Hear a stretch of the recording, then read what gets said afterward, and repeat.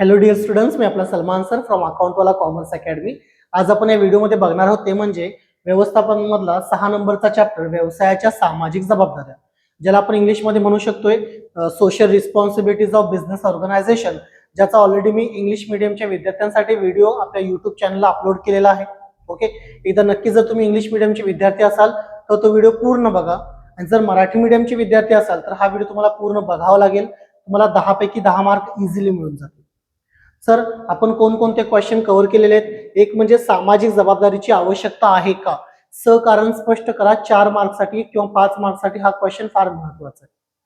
Sir, व्यवसायाच्या सामाजिक जबाबदाऱ्यांची गरज आहे का? हो आहे. का आहे?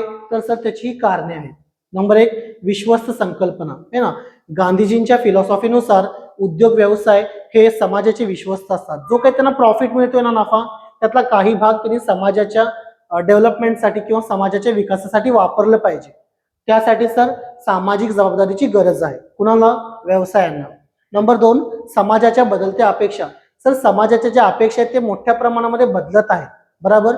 समाजाचं हे मत आहे की आपण व्यवसायांना काहीतरी देतोय, नैसर्गिक साधन संपत्तीचा पुरवठा करतोय, किंवा व्यवसाय जे आहेत ते मोठ्या प्रमाणामध्ये काही व्यवसाय प्रदूषण करतायत, तर त्या व्यवसायांची जबाबदारी आहे की त्यांनी समाजाला काहीतरी दिलं पाहिजे. समाजाच्या अपेक्षा मोठ्या प्रमाणामध्ये बदलत आहेत, म्हणून सुद्धा सामाजिक जबाबदारीची आवश्यकता भासते. नंबर 3, प्रतिष्ठा. जर एखाद्या व्यवसायाला या मार्केटमध्ये, या बाजारपेठेमध्ये स्वतःचे अस्तित्व भक्कम करायचं असेल तर त्यांना स्वतःची प्रतिष्ठा वाढवावी लागते. जर प्रतिष्ठा वाढवायची असेल तर त्यांना समाजाप्रती असणाऱ्या आपल्या जबाबदाऱ्या पूर्ण करायच्यात. हेच लिहायचंय तुम्हाला, मुद्दे फक्त पाठ करायचा आहे. लिहिताना जे मी बोलतोय ना, हेच लिहायचंय है ना. म्हणजे तुम्हाला कुठेही पाठ करायची आवश्यकता नसणार. सर, पर्यावरणाचे संरक्षण मोठ्या प्रमाणामध्ये जर बघितलं ना तर आपण बघू शकतोय की मोठ्या प्रमाणामध्ये कार्बन डायऑक्साईड असेल है ना, किंवा प्रदूषण करण्याचं, वायू प्रदूषण असेल, जल प्रदूषण असेल, हे काम कोण करतंय? तर मोठमोठ्या उद्योग व्यवसायांकडून होत असते. जर पर्यावरणाचे संरक्षण करायचं असेल तर व्यवसायांना स्वतःच्या सामाजिक जबाबदाऱ्या पार पाडणे फार गरजेचं आहे. त्यानंतर सर, संसाधनांचा पुरेपूर वापर आहे ना. एखादा उद्योग व्यवसाय चालवायचा असेल तर त्याला मोठ्या प्रमाणामध्ये नैसर्गिक संसाधनांचा आवश्यकता असते, आणि त्याचा पर्याप्त वापर करणे, योग्य प्रमाणामध्ये वापर करणे, जेणेकरून पुढच्या पिढीला त्याचा पुन्हा उपयोग होणार, या पद्धतीने वापर करणे सुद्धा गरजेचं आहे. म्हणून सुद्धा सामाजिक जबाबदारीची गरज आहे. नंबर 6 आहे सर, कामगार संघटनेचा दबाव है ना. सध्या मोठ्या प्रमाणामध्ये कामगार संघटना अग्रेसर आहेत. बरोबर. समजा एखाद्या कामगारावर जर काय अन्याय वगैरे होत असेल तर ते मोठ्या प्रमाणामध्ये काय करतात, तर स्वतःची चळवळ वगैरे उभी करतात. त्यासाठी व्यवसायानं काय सांगा, सामाजिक जबाबदारी पार पाडण्याची गरज आहे. त्यानंतर सर, सरकारी नियंत्रण आहे. स्वतःचं जर स्वहित दीर्घकालीन टिकवायचं असेल तर जागतिकीकरण आहे. जर जागतिकीकरणामध्ये स्वतःचा टिकाव ठेवायचा असेल तर यांना सामाजिक जबाबदाऱ्या पूर्ण केल्याच पाहिजेत. आणि शेवटी आहे प्रसार माध्यमांची भूमिका. बरोबर. आता मोठ्या प्रमाणामध्ये बघा, जेव्हा उन्हाळ्याचे दिवस वगैरे असतात, तुम्ही कोल्ड्रिंक खरेदी करायला जाताय, एखादं कोल्ड्रिंक 40 रुपयाला असेल आणि समोरची व्यक्ती ते 45ला विकत असेल, तर तुम्ही बघताय की बरेच असे रील्स वगैरे व्हायरल होतात, व्हिडिओ है ना, की ते ग्राहक आणि दुकानदाराची काय चालू असते, तर हमरी तुम्ही चालू असते की तो म्हणतोय 45, हा म्हणतोय 40, मग व्हिडिओ काढून वगैरे अपलोड केला जातोय. त्यानंतर मग त्या दुकानदाराचं लायसन वगैरे बऱ्याच ठिकाणी जप्त वगैरे झालेलं आहे, किंवा लायसन रद्द वगैरे झालेलं आहे. बरोबर. हे सर का, तर प्रसार माध्यमांची भूमिका फार महत्वाची ठरते, सोशल मीडियाची है ना. त्यासाठी सामाजिक जबाबदारी पूर्ण करणे हे व्यवसायांची काय झालेली आहे सांगा, सगळ्यात मोठी जबाबदारी बनलेली आहे. तर हे आपण इथं कव्हर करू शकतो. त्यानंतर पुढचा प्रश्न आपण घेतलेला आहे, व्यवसायाच्या मालकांप्रती काय जबाबदारी आहे सर? एक म्हणजे वाजवी नफा. तुम्ही याचा स्क्रीनशॉट घेऊ शकता ज्या त्या वेळेला. सर, वाजवी नफा म्हणजे काय है ना, जो ओनर आहे, जो मालक आहे, तो काय करतो, स्वतःचं भांडवल व्यवसायामध्ये देत असतोय. तर त्याला अपेक्षित असेल सर की मी भांडवल दिलंय ना, तर मला पण काहीतरी पाहिजे, आणि मला काय पाहिजे सर, वाजवी किंवा योग्य नफा पाहिजे. बरोबर. अपेक्षित आणि इच्छित नफा मिळवण्यासाठी प्रयत्न केला पाहिजे व्यवसायाने. कर्मचाऱ्यांची कार्यक्षमता वाढवली पाहिजे. का सर? कर्मचाऱ्यांची कार्यक्षमता वाढली, व्यवसायाचा विस्तार झाला, तर व्यवसायाला नवनवीन संधी प्राप्त होतात. त्या संधीचं रूपांतर आपण कशामध्ये करू शकतोय, की आपलं टर्नओव्हर वाढवण्यासाठी करू शकतोय, आणि त्यामुळे चांगल्या पद्धतीने नफा मिळतो है ना. आणि योग्य नफा देण्याची जबाबदारी ही व्यवसायांची आहे. कुणाप्रती? मालकांप्रती. त्यानंतर सर, व्यवसायाच्या संधींचा विस्तार करणे. व्यवसायाची व्याप्ती वाढवली पाहिजे, व्यवसायाची वृद्धी केली पाहिजे, विविधीकरण केलं पाहिजे, व्यावसायिकांना अशा संधीचा शोध घेतला पाहिजे ज्या संधीमुळे काय होऊ शकतोय, व्यवसायाला उपयोग होऊ शकतोय, जेणेकरून व्यवसायाचा एक यश मिळवण्यासाठी किंवा व्यवसायाला एक नफा चांगला मिळवण्यासाठी त्याची मदत होईल. बरोबर. व्यवसायाच्या संधीचा विस्तार करणे ही सुद्धा व्यवसायाची मोठ्या प्रमाणामध्ये जबाबदारी आहे त्याच्या मालकांप्रती. त्यानंतर सर भांडवल किंवा गुंतवणुकीचा वापर योग्य पद्धतीने करणे. तुम्ही स्क्रीनशॉट घेऊ शकता. सर मालक जो आहे तो व्यवसायाला चांगल्या पद्धतीने भांडवलचा पुरवठा करतो, त्या भांडवलाचा कुठं बरोबर योग्य पद्धतीने वापर केला पाहिजे है ना. एखादा असा निर्णय नाही घेतला पाहिजे की जेणेकरून त्या भांडवलाला एक धक्का पोहोचू शकतोय, धोका निर्माण होऊ शकतोय. हे सगळं आपण इथं कव्हर करू शकतोय. भांडवल काळजीपूर्वक आणि कार्यक्षमतेने वापरले पाहिजे, भांडवलाचा योग्य वापर झाला पाहिजे है ना. आणि हे म्हणजे यशस्वी व्यवसायाचं काय सांगा गुरुमंत्र आहे. भांडवलाच्या सुरक्षिततेकडे लक्ष दिले पाहिजे, ही व्यवस्थापनाची जबाबदारी आहे. कुणाप्रती सर? मालकांप्रती. त्यानंतर अपव्यय कमी करणे. सर अपव्यय म्हणजे वेस्टेज. व्यवसायाचा जर विकास करायचा असेल तर संस्थेमध्ये असणारा वेळ, पैसा, मनुष्यबळ आणि इतर संसाधनांचा योग्य वापर केला पाहिजे, त्यांचा अपव्यय टाळला पाहिजे, जेणेकरून व्यवसायाचा नफा सुद्धा काय होतोय सर? वाढतोय. ही सुद्धा महत्वाची जबाबदारी आहे व्यवसायाची मालकांच्या प्रती. त्यानंतर सर कार्यक्षम व्यवसाय करणे, अपव्यय टाळला है ना, व्यवसायाची व्याप्ती वाढली, योग्य ठिकाणावर योग्य कर्मचाऱ्याची नियुक्ती केली तर नक्कीच आपल्या व्यवसायाची काय होते? कार्यक्षमता वाढण्यासाठी मदत होते. आणि कार्यक्षमता वाढवणे हे सुद्धा व्यवसायाची जबाबदारी आहे त्याच्या मालकांप्रती. त्यानंतर सर स्क्रीनशॉट घेत चला ज्या त्या ठिकाणी तुम्हाला वाटेल तिथं. शेअर बाजारामध्ये योग्य व्यवहार करणे. कधी कधी व्यावसायिक काय करतोय तर संस्थांच्या शेअर्सच्या किमती कृत्रिमरित्या वाढवले जातात किंवा कमी केले जातात. हा जो गैरप्रकार आहे हा कुठेतरी थांबला पाहिजे, जेणेकरून मालकांचा जो विश्वास व्यवसायावर आहे तो काय असणार तर पूर्णपणे राहू शकतोय. बरोबर. अशा अयोग्य पद्धती संस्थांमधून दूर झाल्या पाहिजे. त्यानंतर वेळोवेळी माहिती पुरवणे, मालकांच्या योग्य वेळेला मीटिंग घेतली पाहिजेत है ना. त्यांना अचूक अशी माहिती दिली पाहिजे की व्यवसायामध्ये सर काय चालू आहे, कोणत्या बाबींचा अवलंब केला जात आहे, कोणते निर्णय घेतले जात आहेत, व्यवसायाची सध्याची स्थिती कशी आहे, ही सगळी माहिती त्याच्या मालकांना दिली पाहिजे. आणि महत्वाची जबाबदारी व्यवसायाची कुणाप्रती सर? मालकांप्रती. त्यानंतर नावलौकिक निर्माण करणे किंवा त्या नावलौकिकचा टिकाव करणे, टिकवून ठेवणे, गुडविल म्हणतोय आपण. व्यवस्थापनाने समाजामध्ये चांगली एक है ना स्वतःची प्रतिमा निर्माण केली पाहिजे, जेणेकरून प्रतिष्ठित कंपन्या ज्या असतात ना त्याचा जो ग्राहक आहे तो काय होतोय सांगा, तो एक लॉयल ग्राहक म्हणून राहतो है ना. आणि त्याची मागणी मोठ्या प्रमाणामध्ये काय होते? वाढत असते. त्यामुळे नावलौकिक सुद्धा जपलं पाहिजे व्यवसायाने. ही जबाबदारी व्यवसायाची आहे कुणाप्रती तर सर? मालकांप्रती. अशा पद्धतीने मित्रांनो आपण हे 8 मुद्दे परफेक्ट केलेले आहेत. हे मुद्दे फक्त तुम्ही पाठ करून घ्या. याच्यामध्ये काय लिहायचं आहे तर तुम्ही तुमच्या पद्धतीने सुद्धा लिहू शकता किंवा हे आपले नोट्स तुम्ही तुमच्या त्या नोट्स मध्ये कन्वर्ट करू शकता. त्यानंतर जर पुढचा प्रश्न आहे ते म्हणजे व्यवसायाच्या गुंतवणूकदारांप्रती जबाबदाऱ्या. सर इन्व्हेस्टर वेगळे असतात आणि मालक वेगळे असतात बरं का. गुंतवणूकदार वेगळे आणि मालक वेगळे. फॉर एक्झाम्पल मी बिझनेस सुरू करतोय, आम्ही 15-20 जण आहोत, आम्ही बिझनेस सुरू करतोय तर 15-20 जण आम्ही कोण आहोत सर तर आम्ही 15-20 जण मालक आहोत. सर मी बँकेकडनं पैसा उचलतोय तर बँक माझ्यासाठी गुंतवणूकदार आहे. मी कर्ज रोखे घेत असेल, डिबेंचर म्हणतोय तर ते माझ्यासाठी कोण आहे सर? गुंतवणूकदार आहे. ओके. तर यांच्या प्रती काय जबाबदाऱ्या आहेत व्यवसायाच्या? नंबर 1 वेळोवेळी बैठका आयोजित करणे, मीटिंग घेणे, त्यांना योग्य अशी माहिती पुरवणे. बरोबर. एक 14 दिवस आधी त्यांना नोटीस दिली पाहिजे की या तारखेला आपण मीटिंग घेत आहोत. त्या मीटिंगमध्ये त्यांना पुरेपूर अशी माहिती दिली पाहिजे. ही सगळ्यात महत्वाची जबाबदारी आहे की वेळोवेळी काय केली पाहिजे? मीटिंग वगैरे आयोजित केली पाहिजे. त्यानंतर सर गुंतवणुकीवर त्यांना योग्य परतावा दिला पाहिजे. सर कोणताही गुंतवणूकदार पैसे असेच गुंतवत नाही तर त्याला अपेक्षित असा अपेक्षित असा व्याज किंवा परतावा हवा असतो. बरोबर. तो स्वतःचा पैसा बिझनेसमध्ये गुंतवतोय आणि रिस्क फॅक्टर घेत असतो ज्याला आपण जोखीम घटक म्हणतोय. बरोबर. तर त्याची अपेक्षा असते जे मी गुंतवणूक करतोय ना त्याच्यावर मला योग्य असं काय मिळालं पाहिजे तर मला सर त्याच्यावर योग्य असं आपण काय म्हणू शकतो त्याला ओके योग्य असा इंटरेस्ट बरोबर तो मिळाला पाहिजे. व्याज म्हणतोय आपण त्याला. त्यानंतर तक्रारींचे निवारण करणे.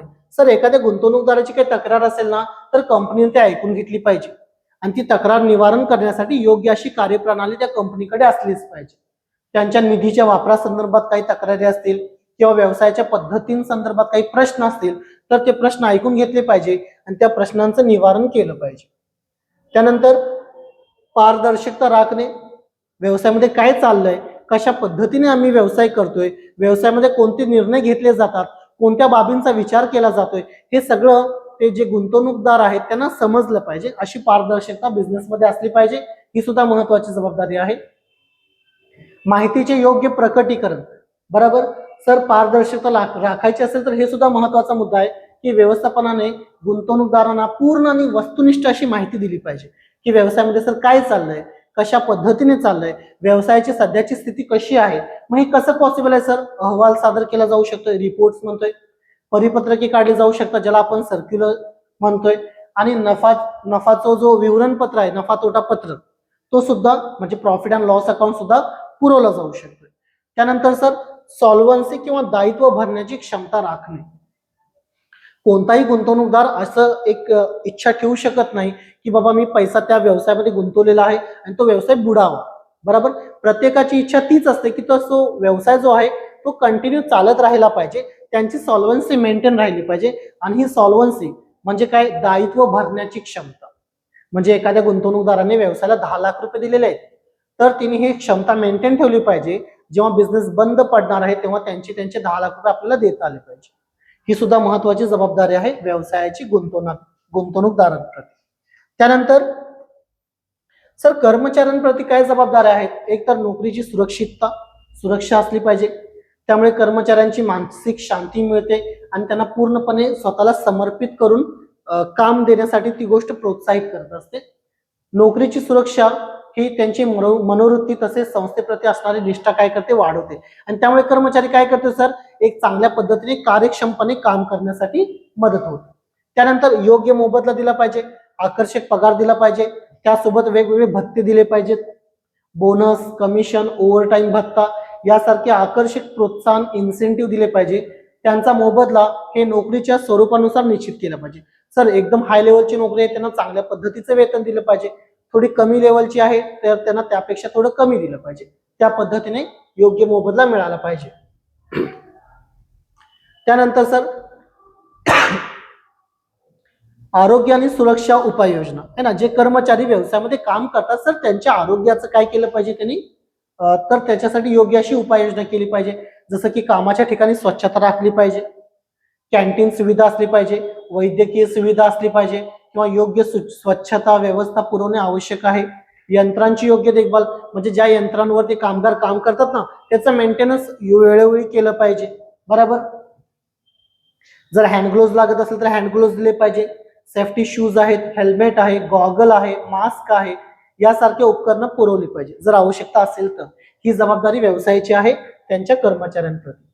त्यानंतर चांगली कामाची परिस्थिती, कामाच्या ठिकाणी पुरेसा प्रकाश असला पाहिजे है ना, वायू विजन असले पाहिजे तिथं, म्हणजे वायू वगैरे चांगलं, व्हेंटिलेशन म्हणतो आपण त्याला, पाण्याची सोय असली पाहिजे, शुद्ध हवा असली पाहिजे, दुपारच्या वेळेला त्यांना लंचसाठी ब्रेक वगैरे दिला पाहिजे. हे सगळे कामाची स्थिती कशी असली पाहिजे? चांगली असली पाहिजे. त्यानंतर सर शिक्षण आणि प्रशिक्षण, व्यवसायाच्या स्वरूपाबद्दल आणि व्यवसायाच्या पद्धतींबद्दल योग्य असं शिक्षण, म्हणजे काम काय आहे, कामाचं स्वरूप कसं आहे, त्यांना काम काय करायचं आहे, कशा पद्धतीने करायचं आहे, कुठे करायचं आहे, याचं पूर्ण शिक्षण दिलं पाहिजे. कामाची पद्धत किंवा प्रक्रिया तसेच यंत्रसामग्री कशी हाताळायची याबद्दल त्या कर्मचाऱ्यांना प्रशिक्षण मिळालं पाहिजे. योग्य शिक्षण आत्मविश्वास निर्माण करतो आणि त्यामुळे व्यवसायाची कार्यक्षमता वाढण्यासाठी नक्की मदत होते. ही सुद्धा महत्वाची जबाबदारी आहे व्यवसायाची त्याच्या कर्मचाऱ्यांप्रती. तुम्हाला जिथं तिथं वाटते तिथं तुम्ही स्क्रीनशॉट घेत चला. व्यवस्थापनामध्ये आणि निर्णय क्षमतेमध्ये सहभाग, कामगारांना व्यवस्थापनामध्ये भाग घेण्यासाठी प्रोत्साहन दिले पाहिजे की त्यांचे सुद्धा काय मत आहे एखादा निर्णय घेताना तुम्ही ऐकून घेतला पाहिजे. भले तुम्ही त्या पद्धतीने निर्णय घेऊ नका, पण त्यांचं सुद्धा काय मत जे काय असेल ना ते ऐकून घेण्याची क्षमता पाहिजे. निर्णय घेताना कामगारांच्या मतांचाही विचार केला पाहिजे. त्यानंतर पदोन्नती आणि करिअरच्या संधी, व्यवसायामध्ये त्यांच्या हुशार आणि गुणी कर्मचाऱ्यांना कामाचा विचार करून त्यांची पदोन्नती म्हणजे त्यांचं प्रमोशन वगैरे केलं पाहिजे. बरोबर, प्रमोशनसाठी लागणारी पात्रता, कौशल्य, काय अनुभवाची गरज आहे याची वेळोवेळी त्यांना माहिती दिली पाहिजे जेणेकरून ते त्या पद्धतीने काम करतील. या 7 जबाबदाऱ्या आणि त्याच्या पुढं ही लास्ट वन, की त्यांच्या जे काही तक्रारी असतील कुणाच्या कर्मचाऱ्यांच्या त्या ऐकून घेण्याची सुद्धा प्रणाली असली पाहिजे. कर्मचाऱ्यांच्या तक्रारी योग्य पद्धतीने हाताळले पाहिजेत, त्यांचे प्रश्न लवकरात लवकर सोडवले पाहिजेत, त्यांची जे काही तक्रारी असतील त्याची निवारण वगैरे केली पाहिजे. बरोबर, ह्या जबाबदाऱ्या आहेत व्यवसायाच्या कुणाप्रती सर, तर त्याच्या कर्मचाऱ्यांप्रती. त्यानंतर ग्राहकांप्रती असणाऱ्या जबाबदाऱ्या. नंबर 1 आहे चांगल्या प्रतीच्या वस्तू दिल्या पाहिजेत त्यांना. उत्पादन, संस्थेने उत्तम प्रतीचे उत्पादन केले पाहिजे, निकृष्ट उत्पादने नाकारली पाहिजे आणि त्यासाठी नियंत्रण विभाग स्थापन केला पाहिजे, ज्याला आपण स्टँडर्ड कंट्रोल म्हणतोय. ISO इंटरनॅशनल स्टँडर्ड ऑर्गनायझेशन हा गुणवत्ता नियंत्रणाकडील सगळ्यात महत्वाचा असणारा सध्याचा नवीन कल आहे ना. म्हणजे ISO नामांकित असेल तर आपण पटकन खरेदी करतो. त्यानंतर सर वाजवी किंमत पाहिजे, म्हणजे किंमत कमी पाहिजे, असं नाही की आवाढव्य किंमत आकारली जात आहे. योग्य अशी किंमत आकारली गेली पाहिजे. सर्व पॅकेटवर सर्व करांसहित MRP किती आहे ही छापलेली असली पाहिजे. जास्त किंमत आकारू नये MRP पेक्षा जास्त. वाजवी किंमत प्रणाली एक वेळच्या ग्राहकाला कायमस्वरूपी ग्राहक मध्ये रूपांतर करते ना. जो एकच टाइम येणारा ग्राहक आहे ना, जर तुम्ही योग्य किंमत आकारला तर तो एक वेळ येणारा जो ग्राहक आहे तो तुमचा कायमस्वरूपीचा ग्राहक होऊन जातो. त्यानंतर ग्राहकांची सुरक्षा महत्वाची आहे सर. उत्पादनामुळे ग्राहकांवर कोणताही नकारात्मक परिणाम होऊ नये किंवा एखादा ग्राहक त्याच्यामुळे असुरक्षित असं त्याला जाणवू नये हे सुद्धा बघणे गरजेचं आहे. ही सुद्धा जबाबदारी आहे. त्यानंतर प्रामाणिक जाहिरात केली पाहिजे किंवा योग्य जाहिरात म्हणू शकतो आपण.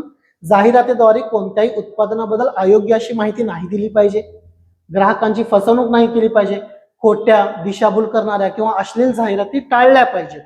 तसंच ग्राहकांना केवळ ग्राहकांनी काय केलं पाहिजे, जे फेअर जाहिरात आहेत ना, निष्पक्ष अशा जाहिरातींनाच प्रोत्साहन द्यायला पाहिजे. नाहीतर असं नाही की माझा आवडता हिरो येतोय जाहिरात करतोय म्हणजे मी ती वस्तू खरेदी करणार आहे ना. हा जो एक मूर्खपणा आहे हा कुठेतरी ग्राहकांनी टाळला पाहिजे. त्यानंतर सर विक्री पश्चात सेवा मिळाली पाहिजे किंवा विक्रोत्तर सेवा म्हणजे जसं की इनव्हॉइस आहे, बिल प्रदान केलं पाहिजे ग्राहकांना, वॉरंटी दिली पाहिजे, गॅरंटी दिली पाहिजे, होम डिलिव्हरी दिली पाहिजे आणि फ्री इन्स्टॉलेशन यासारख्या सुविधा जर शक्य असतील तर त्या दिल्या पाहिजे. त्यानंतर संशोधन आणि विकास. संस्थेने संशोधन आणि विकास R&D म्हणतोय आपण त्याला, या प्रक्रियेमध्ये सतत गुंतलेले असले पाहिजे, जेणेकरून वेगवेगळे नाविन्य आपण एखाद्या वस्तूमध्ये आणू शकतोय. जसं मी पुन्हा पुन्हा बोलतोय ना की मोबाईल सुरुवातीला एकदम कीपॅडचा होता, मग मोबाईल आला, कॅमेरेवाला आला, बॅक साईडला कॅमेरा होता, मग नंतर कळालं की बाबा फ्रंट कॅमेऱ्याची पण गरज आहे सेल्फीसाठी, मग फ्रंट कॅमेरा आला. हे नाविन्य होत गेले. हे कशामुळे झालं सर? रिसर्च अँड डेव्हलपमेंट आहे ना, याची सुद्धा योग्य सोय असली पाहिजे. त्यानंतर वस्तूंचा नियमित पुरवठा केला पाहिजे, आवश्यकतेनुसार किंवा कृत्रिम टंचाई टाळली पाहिजे. ही जबाबदारी व्यवसायाची आहे ग्राहकांप्रती. तक्रारीकडे लक्ष देणे असेल, ग्राहकांना प्रशिक्षण देणे असेल है ना, ग्राहकांचे शोषण टाळणे असेल, हे सुद्धा आपण मुद्दे याच्यामध्ये कव्हर करू शकतो. त्यानंतर सर शासनाप्रती काय जबाबदारी आहे, तर करांची वेळेवर भरणा केली पाहिजे, वेळेवर टॅक्स वगैरे भरले पाहिजेत. शासन व्यावसायिकांवर विविध कर लादते, जसं डायरेक्ट आहे, इनडायरेक्ट आहे, GST वगैरे आहे. ओके. विकास प्रकल्पांना जसं की डेव्हलपमेंट प्रोजेक्ट आहेत हे पूर्ण करायचे असेल तर शासनानं त्या कराची योग्य वेळेला भरणा केलीच पाहिजे आणि ही जबाबदारी व्यवसायाची आहे. त्यानंतर परकीय चलन मिळवले पाहिजे. व्यवसाय संस्थेने परकीय चलन म्हणजे फॉरेन करन्सी कमवली पाहिजे, अशी सरकारची एक भावना असते. परदेशी व्यापार म्हणजे आयात निर्यातीला प्रोत्साहन दिले पाहिजे, तरच आपल्याला परकीय चलनाचा साठा करता येऊ शकतोय. त्यानंतर कोणत्याही सवलती न घेणे है ना, जसं की सरकार समजा शासनामध्ये कोणतरी आपला एखादा व्यक्ती बसलेला आहे तर त्याच्याकडून कोणताही फेवर नाही घेतला पाहिजे, ही सुद्धा व्यवसायाची जबाबदारी आहे. त्यानंतर नियमांचे पालन करणे. एखादा व्यवसाय चालू करायचा असेल तर वेगवेगळे नियम ऑलरेडी घालून दिलेले, बरोबर. जसं कंपनी कायदा आहे, भागीदारी कायदा आहे. ओके. वेगवेगळे जे कायदे आहेत त्या कायद्यामध्ये असणाऱ्या नियमांचे योग्य वेळेला असं आपण काय केलं पाहिजे, पालन केलं पाहिजे. व्यवसाय कायदेशीर पद्धतीने चालवला पाहिजे. व्यवसाय क्षेत्रासाठी शासनाने तयार करून दिलेले नियम आहेत त्या नियमांचे पालन केले पाहिजे. त्यानंतर सामाजिक आर्थिक धोरणांची अंमलबजावणी. शासनाने तयार केलेल्या सामाजिक आणि आर्थिक धोरणाची अंमलबजावणी करावी अशी शासनाची अपेक्षा असते. कुणाकडून? व्यवसायाकडून. त्यानंतर सरकारी तिजोरीमध्ये योगदान दिलं पाहिजे. जसं की आणीबाणी आलेली आहे, नैसर्गिक आपत्ती आहे, जसं की पूर आहे, भूकंप आहे, अशा वेळेला शासनाची अपेक्षा असते की जे चांगले व्यवसाय आहेत त्यांनी काय केलं पाहिजे, शासनाला मदत केली पाहिजे. ही जबाबदारी आहे. आर्थिक विकासासाठी मदत करणे ही जबाबदारी आहे. शासनाला वेळोवेळी सूचना करणे ही सुद्धा जबाबदारी आहे. त्यानंतर सर समाजाप्रती काय जबाबदारी आहे, तर पर्यावरणाचे काय केलं पाहिजे, संरक्षण केलं पाहिजे. जसं की हवा आणि जल प्रदूषण कमी करणे असेल, संस्थेने प्रदूषण टाळण्यासाठी सर्व शक्य अशा उपाययोजना कराव्या. हे समाजाप्रती बघतोय आपण. संसाधनांचा चांगला आणि जास्तीत जास्त वापर केला पाहिजे. जे नैसर्गिक संसाधन आहेत जसं की इंधन आहे, पाणी आहे, जमीन आहे, यांचा योग्य आणि पुरेपूर वापर करावा. दुर्बळ घटकांना आरक्षण दिलं पाहिजे. समाजातील काही आर्थिकदृष्ट्या दुर्बळ घटक जे आहेत है ना, त्यांच्यासाठी काही जागा आरक्षित ठेवल्या पाहिजेत. स्वतःच्या व्यवसायामध्ये आर्थिक मदत पुरवली पाहिजे, रोजगार निर्माण केला पाहिजे. त्यानंतर मागासलेल्या प्रदेशाचा विकास केला पाहिजे, हे सुद्धा महत्वाचं आहे. समाजकंटक कृत्यांपासून संरक्षण मिळवलं पाहिजे, रोजगार निर्मिती केली पाहिजे. ह्या सगळ्या जबाबदाऱ्या व्यवसायाच्या आहेत. कुणाप्रती सर, तर समाजाप्रती. बरोबर. त्यानंतर शेवटी हे दोन महत्वाचे मुद्दे टिपा लिहासाठी येऊ शकतात. ते मी फक्त इथं कव्हर केले, ते तुम्ही पुस्तकातून करू शकताय. व्यावसायिक नीतिमत्तेवर म्हणजे बिझनेस एथिक्सवर टिप द्या, किंवा CSR कॉर्पोरेट सोशल रिस्पॉन्सिबिलिटीवर टिपा लिहा. ओके. हा प्रश्न आपल्याला 4 मार्क्ससाठी किंवा 2 मार्क्ससाठी येऊ शकतो, पण हा इथं मी पूर्ण डिटेलमध्ये कव्हर केलेला नाही. सर आता जर सगळा विचार केला तर महत्वाचं काय आहे, एक तर महत्वाचं म्हणजे व्यवसायाच्या सामाजिक जबाबदाऱ्यांची गरज आहे का. सहकारण लिहा, 4 मार्क्ससाठी येऊ शकतोय किंवा 5 मार्क्ससाठी डिपेंड आहे. त्यानंतर व्यवसायाच्या कुणाप्रती जबाबदाऱ्या जास्त महत्वाच्या आहेत सर, मालकांप्रती महत्वाच्या आहेत, गुंतवणूकदारांपैकी प्रति महत्वाचे आहेत. बरोबर. त्यानंतर ग्राहकांप्रती महत्वाचे आहेत. त्यानंतर जे काही कर्मचारी त्यांच्याप्रती महत्वाचे आहेत, आणि शासन. हे फार तुम्हाला पुन्हा पुन्हा आलेले क्वेश्चन्स आहेत एक्झाममध्ये. 10 मार्क्ससाठी हा चॅप्टर आहे. जर हा व्हिडिओ तुम्ही पूर्ण बघितला तर तुमचे 10 मार्क पूर्ण होऊन जातील. व्हिडिओ आपल्या शेवटपर्यंत बघावं लागेल तुम्हाला, तरच तुमचे हे जे काही मुद्दे आहेत ते कव्हर होतील. ओके. जर अशा पद्धतीचेच पुढचे व्हिडिओ तुम्हाला जर हवे असतील तर आपल्या चॅनलला नक्की सबस्क्राईब करा. व्हिडिओ आवडला असेल तर लाईक करा आणि तुमच्या इतर कॉमर्समध्ये शिकणाऱ्या 12वीच्या फ्रेंड्सना शेअर करा. ओके. धन्यवाद.